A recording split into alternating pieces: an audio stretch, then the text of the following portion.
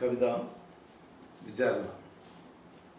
എഴുത്തിനാധാരമായത് പൊതുജനമധ്യത്തിൽ പച്ച മനുഷ്യനായ, മനുഷ്യത്വം മരിച്ചിട്ടില്ലാത്ത ഒരു ഫിഷോഗരൻ പൊതുജനമധ്യത്തിൽ സംസാരിക്കുന്നതിനിടയിൽ കണ്ടമിടറി കണ്ണു നിറഞ്ഞ് പിൻവാങ്ങുന്ന കാഴ്ച. അതാണ് എഴുത്തിനാധാരം. അപ്പോൾ ഈ കവിത സമകാലീന സംഭവങ്ങളുമായി യാതൊരു ബന്ധവുമില്ല. എന്തെങ്കിലും സാദൃശ്യം തോന്നിയാൽ അത് തികച്ചും യാദൃശ്ചികം മാത്രം. കവിത വിചാരണ. അടുപ്പത്തിടാൻ അരിയില്ലാത്തത് കൊണ്ട് അരി ഇളക്കുവാനുള്ള തവി വാരിയിൽ തിരുകുകയായിരുന്നു. അടുപ്പത്തിടാൻ അരിയില്ലാത്തത് കൊണ്ട് അരി ഇളക്കുവാനുള്ള തവി വാരിയിൽ തിരുകുകയായിരുന്നു.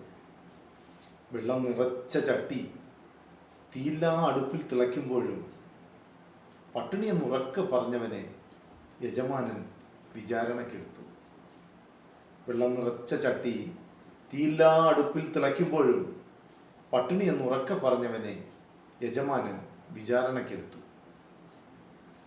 ഒപ്പം പാർത്തവർക്ക് കഞ്ഞിക്കലം നിറച്ച് അതിലൊന്നുമില്ലാഞ്ഞിട്ടും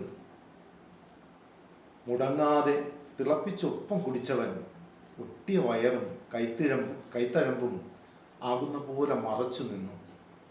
ഒപ്പം പാർത്തവർക്ക് കഞ്ഞിക്കലം നിറച്ച് അതിലൊന്നും ഇടാനില്ലാഞ്ഞിട്ടും മുടങ്ങാതെ തിളപ്പിച്ചൊപ്പം കുടിച്ചവൻ ഒട്ടിയ വയറും കൈത്തഴമ്പും ആകുന്ന പോലെ മറച്ചു നിന്നു. വിചാരണ വേളയിൽ ഇളക്കുവാനുള്ള തവി കണ്ടെടുക്കാനാകാത്തതിനാൽ അരിയിട്ട് കഞ്ഞിയാക്കാനാകാത്തതെന്ന യജമാനൻ്റെ വാദത്തിനൊപ്പം കൂടെ പാർത്തവരും ചേർന്നപ്പോൾ കരളുപൊട്ടി കണ്ണിലൂടെ അവൻ്റെ ചോര പടർന്നു.